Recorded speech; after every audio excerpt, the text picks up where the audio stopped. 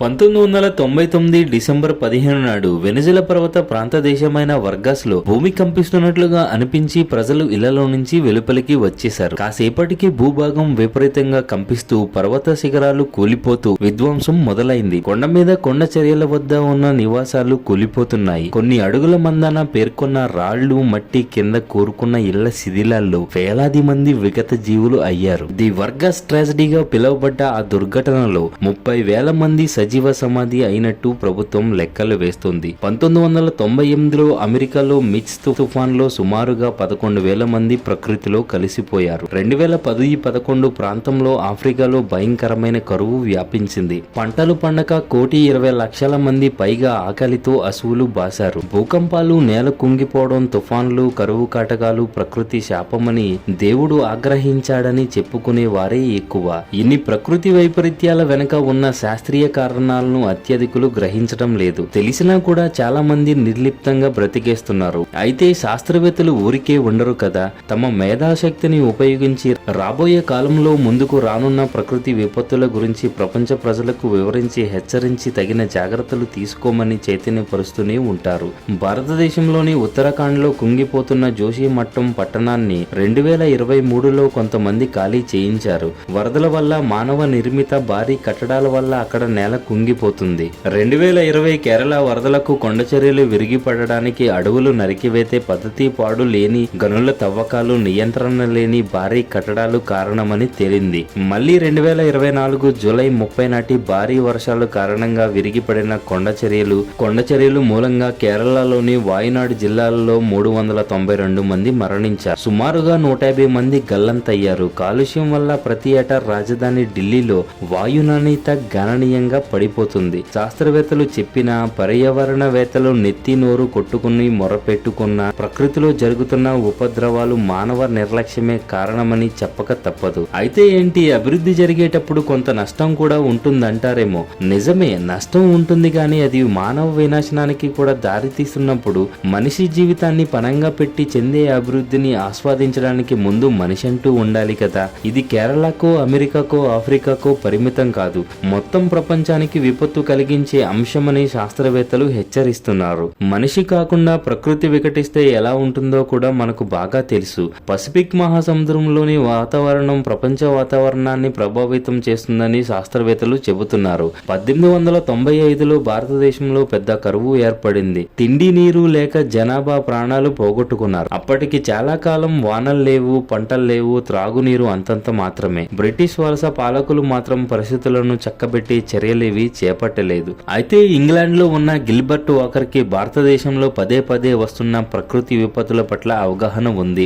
గణిత శాస్త్రవేత్త అయిన వాకర్ భారత్లో అకాల పరిస్థితులను అధ్యయనం చేసి చూడగా అందులో ఒక క్రమం కనిపించింది. అంటే ఒక నిర్ణీత కాలంలో ఎటువంటి కరువు కాటకాలు వస్తున్నాయని అర్థం చేసుకున్నాడు. దాన్ని సరిదిద్దగలిగితే భారత్లోనే కాదు, ప్రపంచ దేశాల్లో ప్రకృతి విపత్తుల బారిన పడుతున్న కోట్లాది మందిని రక్షించవచ్చని తలిచాడు. అలా 1903లో భారత్కు వచ్చిన గిల్బర్ట్ వాకర్ తన పనితనంతో బ్రిటిష్ పాలకులను మెప్పించాడు. 1904లో అతను భారత వాతావరణ శాఖకు డైరెక్టర్ జనరల్ గా నియమించింది. బ్రిటిష్ ప్రభుత్వం అప్పటి నుంచి అతను గడిచిన 20 ఏళ్ల పాటు ప్రపంచ దేశాల్లో సంభవించిన కరువులు, వరదలు, తుఫాన్లు, కొండచర్యలు విరిగిపడటం, నేలలు కుంగిపోవడం, వాతావరణంలో ఉష్ణోగ్రతలు పెరగడం, పీడనం ఎక్కువ కావడం, తేమ శాతం వంటి పలు వివరాలు సేకరించాడు. వాటిని నిశితంగా పరిశీలించాడు. పసిఫిక్ మహాసముద్రంలో తూర్పుగా ఉన్న దక్షిణ అమెరికా, ఉత్తర అమెరికా దేశాల్లో భారీ వర్షాలు కురుస్తున్నప్పుడు ఆస్ట్రేలియాలో కరువు పరిస్థితులు నెలకొన్నాయి. పశ్చిమంగా ఉన్న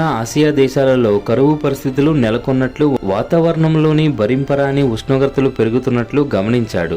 అదే ఇక్కడ భారీ వర్షాలు కురిసేటప్పుడు ఉత్తర, దక్షిణ అమెరికాల్లో ఉష్ణోగ్రతలు పెరగడం, కారుచిచ్చులు రగలడం, కరువు వంటి పొడి వాతావరణం ఏర్పడుతున్నట్టు గమనించాడు. ఈ తీరుకు వాకర్ పెట్టిన పేరే సదరన్ ఆసిలేషన్. సదరన్ ఆసిలేషన్ భూగోళం మీద చూపిస్తున్న ప్రభావం కంటికి కనిపిస్తుంది, కానీ అందుకు దారితీస్తున్న కారణాలు ఏంటని పరిశోధన చేస్తుండగానే 1958లో వాకర్ మరణించాడు. ఆ తర్వాత స్వీడన్ కు చెందిన జాకబ్ జర్నిస్ అనే వాతావరణ పరిశోధకుడు వాకర్ సేకరించిన సమాచారాన్ని, పరిశోధనలను లోతుగా అధ్యయనం చేశాడు. అప్పుడు అతను ఈ మొత్తం పరిస్థితికి పసిఫిక్ మహాసముద్రం వాతావరణం కారణమని గ్రహించాడు. 1960లో అతను ఒక సిద్ధాంతాన్ని ప్రతిపాదించాడు. పసిఫిక్ మహాసముద్రం మహాసముద్రంలో నిరంతరంగా మారుతూ ఉండే పీడనం, ఉష్ణోగ్రతలు, గాలులు ప్రభావం మూలంగా ప్రపంచ పర్యావరణంలో విపరీతాలు చోటు చేసుకుంటాయని చెప్పాడు. ఆ మార్పులకు అతను వాకర్ సర్క్యులేషన్ అని పేరు పెట్టాడు. జాక్ పరిశోధనలను అనుసరించి నేటికి ప్రపంచ దేశాలు తమ దేశాల్లో సంభవిస్తున్న ప్రకృతి విపత్తులను ముందుగానే పసిగట్టి తగిన ముందు జాగ్రత్తలు, రక్షణ చర్యలు చేపడుతున్నాయి. జాకబ్ పరిశీలన ఆధారంగా దేశాల ఆర్థిక స్థితిగతులు తలక్రిందులు కాకుండా సాధ్యమైనంత వరకు జాగ్రత్త పడుతున్నాయి. ప్రజల ప్రాణాలు, ఆస్తుల రక్షణకు ముందుగానే తగిన చర్యలు తీసుకోగలుగుతున్నారు. జాకబ్ జర్నీస్ కనిపెట్టిన పసిఫిక్ మహాసముద్ర వాతావరణ రహస్యం ఏంటో తెలుసుకుందాం పదండి. ప్రపంచంలోని వివిధ దేశాలు అతివృష్టికి, అనావృష్టికి, ఋతుపవనాలకు, ఆ వెంబడి వస్తున్న కరువు పరిస్థితులకు, ఎండలకు ప్రధాన కారణం వ్యాపార పవనాలని శాస్త్రవేత్తలు గుర్తించారు. వీటినే ట్రేడ్ విండ్స్ అంటారు. భూభ్రమణం మూలంగా ఈ భూ వాతావరణంలోని వాయువులు వేడికి ఉద్వార దిశగా ప్రయాణిస్తాయి. అంతరిక్షం దిశగా ప్రయాణించి చల్లబడిన ఆ వాయువులు తిరిగి భూ వాతావరణంలోకి దిగువగా ప్రవహిస్తాయి. భూభ్రమణం మూలంగా మరికొన్ని ఇతర కారణాల వలన ఈ వాయు ప్రవాహాల దిశలో ఒక స్థితి ఏర్పడుతుంది. భూమి మీద వివిధ ప్రదేశాల్లో వివిధ దశల్లో ప్రయాణించే సదరు వాయువులను మీరు గమనించవచ్చు. వీటన్నిటిలోనూ పసిఫిక్ మహాసముద్ర వాయు ప్రవాహాలను ప్రత్యేకంగా గమనిస్తే గనుక అవి తూర్పు నుంచి పశ్చిమానికి ప్రవహించడాన్ని చూడొచ్చు. వీటిని హిస్టారికల్ ట్రేడ్ విండ్స్ అని పిలుస్తారు. ఎందుకంటే ప్రాచీన కాలంలో సదరు వ్యాపార పవనాలు వీస్తున్న దశలోని నౌకలు ప్రయాణించి వర్తక వాణిజ్యాలు జరిగేవి. అందుకే వాటికి ఆ పేరు ఖాయం చేశారు.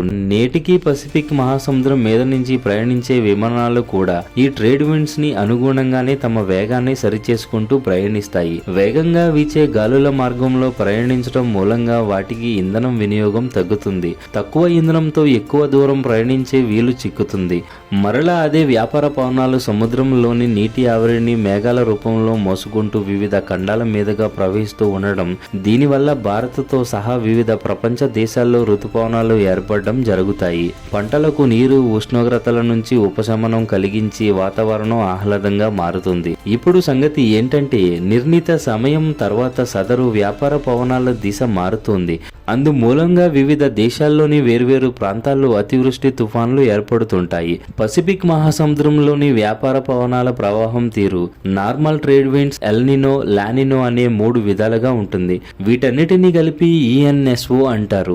ఎల్నినో సదరన్ ఆసిలేషన్ గా పిలిచే ఈ దృష్టాంతంలోని మొదటి అవస్థ అయిన నార్మల్ విండ్స్ సదరు సముద్రంలో తూర్పు నుంచి పశ్చిమ దిశగా వీస్తాయి. అవి పసిఫిక్ మహాసముద్రం నుంచి అధిక మొత్తంలో తేమను గ్రహించుకొని వర్ష మేఘాలుగా తయారై పశ్చిమ దిశగా ఆసియా ఖండం వైపు ప్రయాణిస్తాయి. ఆసియా దేశాల్లో ఋతుపవనాలు ప్రవేశించి వర్షాలు కురుస్తాయి. అదే సమయంలోని పసిఫిక్ మహాసముద్ర తూర్పు దిశలోని దేశాలు వేసవి ఎండలతో మండిపోతుంటాయి. అలాగే నార్మల్ విండ్స్ పశ్చిమ దిశలోని దేశాలతో పాటుగా అక్కడే సముద్ర జలాలు కూడా చల్లబరుస్తాయి. ఈ స్థితి మూలంగా పసిఫిక్ మహాసముద్ర తూర్పు దిశలోని పెరు దేశ సముద్ర జలాలు వేడెక్కుతాయి. ఈ స్థితిని అప్ వెల్లింగ్ అంటారు. ఈ ప్రక్రియలో వేడెక్కిన సముద్ర జలాలను భర్తీ చేయడానికి సముద్రం దిగువ నుంచి చల్లని నీరు పైకి ప్రవహిస్తుంది. అలా రావడంతో సదరు జలాలు తమతో పాటుగా సముద్రపు అడుగు భాగంలోని సేంద్రియ పదార్థాలని, ప్లైటోప్లాంట్ వంటి సూక్ష్మ పోషకాలని సముద్ర జలాలు పై భాగానికి తీసుకొస్తాయి. వాటిని చేపలు తదితర సముద్రపు జీవులు ఆరగిస్తాయి. సరిగ్గా ఈ సందర్భంలోనే పెరు తీరం వెంబడి ఉపరితల జలాలు, పుష్కలమైన సముద్ర జీవులు కనిపిస్తాయి. అంటే వేటగాళ్ళకి చేపల వేట విపరీతంగా లభిస్తుందన్నమాట. పెరు ఆర్థిక రంగానికి ఈ సమయం ఎంతో రాబడిని అందిస్తుంది. ఇది బాగుంది కదా. దీనికి వ్యతిరేకంగా విపరీత పరిణామాలను ఢిల్లీలో పరిస్థితులు కలిగిస్తాయి. ప్రతి కొన్నేళ్లకు ట్రేడ్ విండ్స్ తమ దిశను అకస్మాత్తుగా మార్చుకుంటాయి. అప్పుడు పసిఫిక్ మహాసముద్రపు తూర్పు నుంచి పశ్చిమంగా కాకుండా పశ్చిమ నుంచి తూర్పు దిశగా ప్రయాణిస్తాయి. అంటే ఆసియా ఖండం నుంచి దక్షిణ అమెరికా వైపు అన్నమాట. అప్పుడు ఆసియా దేశాల్లో వేడి పెరుగుతుంది, వర్షపాతం పడిపోతుంది, తరచుగా కరువు పరిస్థితులు నెలకొంటాయి. అదే సమయంలో ఉత్తర దక్షిణ అమెరికాలో వర్షాలు, చలి, వరదలు ఎక్కువ అవుతాయి. ఇదే ఎల్నినో స్థితి. ఈ ఎల్నినో మూలంగా ప్రకృతి వైపరీత్యాలు తరచుగా ఏర్పడుతుంటాయి. అంటే ఒకవైపు వర్షాలతో అతలాకుతలం అవుతుంటే మరోవైపు గొంతు తడుపుకునేందుకు చుక్క నీరు దొరకని పరిస్థితులు కమ్ముకొస్తాయి.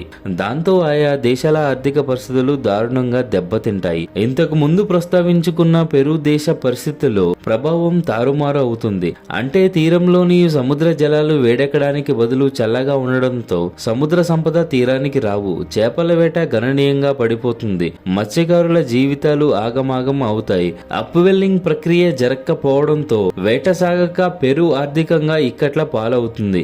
ఇలా ఎన్నో పరిస్థితుల్లో ప్రతి 5 లేదా 7 ఏళ్లకోసారి జరుగుతూ ఉంటాయి. భారత్లో బ్రిటిష్ వలస పాలనా కాలంలో 1895లో వచ్చిన కరువు పరిస్థితులకు ఈ ఎల్ నినోయే కారణం. అమెరికాలో 1982లో ఏర్పడిన ఈ ఎల్ నినో ప్రభావంతో విపరీతమైన వర్షాలు కురిసి పలు రకాలైన వ్యాధులు హెచ్చరిల్లాయి. ఫలితంగా సుమారుగా 2000 మంది మరణించారు. ఇంతటి వైపరీత్యాన్ని కలిగించే ఈ ఎల్ నినో సైతం లానినో కలిగించే పరిస్థితుల ముందు దిగదొడిపే అంటున్నారు శాస్త్రవేత్తలు. అంటే అది మరింత ప్రమాదకారి అన్నమాట. 1999 డిసెంబర్ 15 నాడు వెనిజులాలో కొండచర్యలు విరిగిపడి వరదలు వచ్చి నేల కుంగి 30,000 మంది అమాయకులు మరణించారు. 2010లో పాకిస్తాన్ చరిత్రలోనే అతి భయంకరమైన వరదలు వచ్చాయి. 2,000 మంది మరణించిన ఆ వైపరీత్యానికి ఈ లానినోనే కారణమైంది. 2011-17 మధ్యకాలంలో అమెరికాలోని పలు ప్రాంతాలలో వానలు కురవక నేల నెరలు వారింది. ఈ లానినో ఏర్పడినప్పుడు పసిఫిక్ మహాసముద్రంపై వీచే వ్యాపార పవనాలు సదరు సముద్రపు తూర్పు నుంచి పశ్చిమ వైపు అంటే నార్మల్ విండ్స్ మాదిరిగా ప్రవహిస్తూ ఉంటాయి. అయితే లానినో చాలా విపరీతంగా ప్రవర్తిస్తుంది. భారీ మొత్తంలో వలయ మేఘాలని సృష్టించి అధిక మొత్తంలో తేమ పసిఫిక్ మహాసముద్రపు పశ్చిమ దేశాల వైపు తీసుకుపోతుంది. ఫలితంగా అతివృష్టి వరదలు ఏర్పడతాయి. పంటలు నాశనమై ఆహార కొరత ఏర్పడుతుంది. ఆర్థికంగా దెబ్బతింటారు. 2010-11 మధ్య ఆస్ట్రేలియాలోని అనేక ప్రాంతాలు వరదల్లో చిక్కుకున్నాయి. 35 మంది మరణించిన ఆ సందర్భంలో 10 బిలియన్ ఆస్ట్రేలియన్ డాలర్ల నష్టం వాటిల్లింది. భారత్లో 1998లో ఈ లానినో ప్రభావంతో అనేక రాష్ట్రాల్లో భారీ వరదలు వచ్చాయి. కనీస మరణాల సంఖ్య 2,500 మంది కాగా 1,00,000 మంది నిరాశ్రయులు అయ్యారు. దేశ ఆర్థిక వ్యవస్థకు గట్టి దెబ్బ తగిలింది. 2010-11లో మరలా అదే పరిస్థితి పునరావృతం అయింది. అస్సాం, బీహార్, ఉత్తరప్రదేశ్ రాష్ట్రాల్లో భారీ వర్షాలు, పెద్ద ఎత్తున వరదలు వచ్చి సుమారుగా 200 మంది చనిపోయారు. అలాగని దీన్ని అడ్డుకోవడం కుదురుతుందా అంటే ప్రతి 3 లేదా 5 ఏళ్లకోసారి లానినో పరిస్థితులు వస్తూనే ఉంటాయని శాస్త్రవేత్తలు ఖచ్చితంగా చెబుతున్నారు. ప్రభుత్వం మరియు పర్యావరణవేత్తలు చెప్పిన జాగ్రత్తలు పాటిస్తూ ఉంటేనే ప్రకృతిలో సహజంగా ఏర్పడే ఇటువంటి వైపరీత్యాల నుంచి తక్కువ నష్టంతో బయటపడగలుగుతాం. కాబట్టి ఈ విషయాల గురించి 10 మందికి తెలియజేసి వాళ్ళని కూడా చైతన్యపరుద్దాం. ఇంకా మీకు తెలిసిన జాగ్రత్తలు కూడా కామెంట్ రూపంలో తెలియజేయండి. వీడియో నచ్చితే లైక్ చేయండి. ఇప్పటి వరకు మన ఛానల్ని సబ్స్క్రైబ్ చేయనట్లయితే ఇప్పుడే సబ్స్క్రైబ్ చేసుకుని పక్కనే ఉన్న బెల్ ఐకాన్ని క్లిక్ చేయండి. నెక్స్ట్ వీడియోతో మళ్ళీ కలుద్దాం. Thanks for watching.